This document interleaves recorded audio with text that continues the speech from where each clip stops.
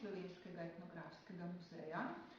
Danes bi vam radi predstavili nekoliko manj znane predmete, ki jih hranimo v naših zbirkah, in sicer so to špani.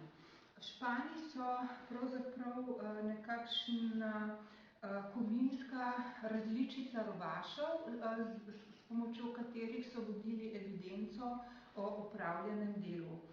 Špani so bili v rabi predvsem v Slovenskih goricah in pa v Halozah, in sicer so jih kmečki gospodarji uporabljali za vodenje evidence o delu, ki so ga opravili najeti delavci. Torej, špani imajo različno obliko. Torej kvadratni oziroma pravokotni špani so bili nekakšno potrdilo o delu, ki ga je najeti delavec opravil v enem dnevu. Potem, če je en delček špana bil pač odrezan, je to pomenilo, da gre za delo, ki je bilo opravljeno v 3/4 dneva, in trikotni špani so dokazilo o delu, ki je bilo opravljeno v polovici dneva.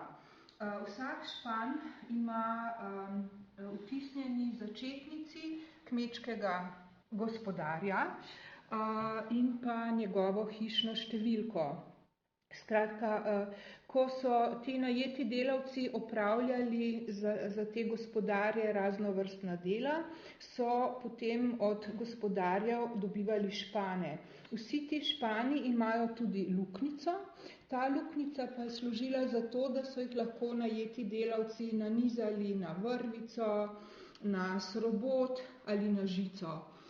Obračun je potem potekal ob novem letu, in sicer na domu kmečkega gospodarja, kjer je kmečki gospodar preveril, kaj je on naredil za te delavce.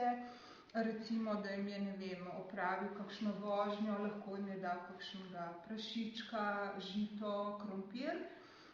Najeti delavci pa so s špani dokazovali delo, ki so ga oni opravili za gospodarja, in potem, ko so vse to ovrednotili, so kmečki gospodarji ali še nekaj doplačali najetim delavcem, ali pa so ti najeti delavci morali v začetku naslednjega leta z delom poravnati svoj dolg in so šele potem lahko spet začeli zbirati špane.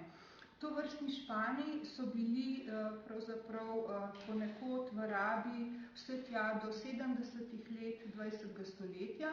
Včasih so jih ti kmečki gospodarji uporabljali tudi v primeru, ko najete delovne sile niso mogli takoj izplačati v denarju.